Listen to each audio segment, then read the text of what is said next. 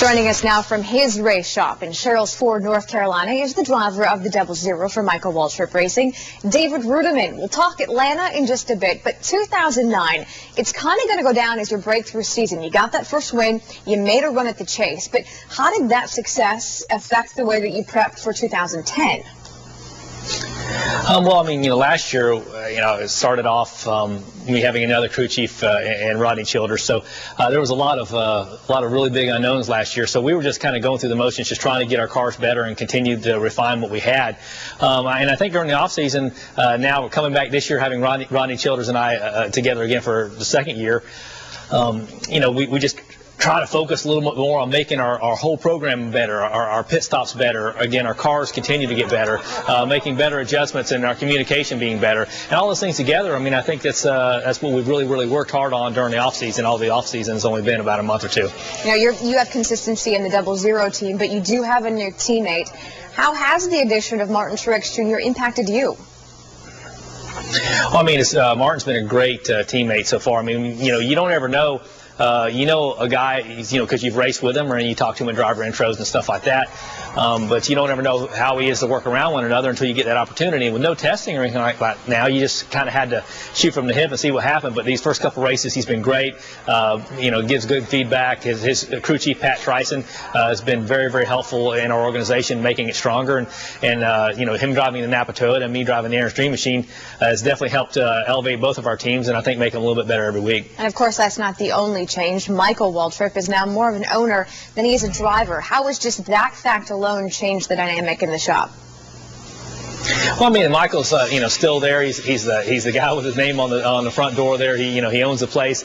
He's the boss. And so although Michael's not racing races this year, he's still at the shop. He's still at the racetrack. He's still doing all the things that Michael Waltrip does, working with the sponsors and helping us solidify even more sponsorship. And just part of that is having Tums on board this year, as well as Best Western and things like that. So having Michael Waltrip on board, even though he's not driving as much, I mean, he's still the front guy, and he still makes it happen for us. After the race in Vegas, the team said that despite having all of the cars in the top 20 last weekend, that there was an overall disappointment within the organization. What do you think that disappointment says about your team? Well, I mean, it hasn't been that long ago where any of our cars in the top 20 would have been a really big day for us. But now it just shows how things change. I mean, our program's gotten better, our entire team's gotten stronger, as well as having the addition of JTG Daugherty Racing with Marcus Ambrose. All three of our cars, we feel like we'll have the opportunity to run in the top 10 and the top 5 every week. And when you fall short of that, it's just a disappointment. So it's just weird how when you have a little bit of success and things get better, your teams are better than that. You're better than a 13th or a 15th place finish, and we all know that. So we try a little harder, and so if you don't get a good top 10 or top 5 finish, you're just kind of disappointed. We heard you say just a few minutes ago that Atlanta is pretty much all about the tires. You always want fresh tires at Atlanta. How is that different, though, from, say, Las Vegas?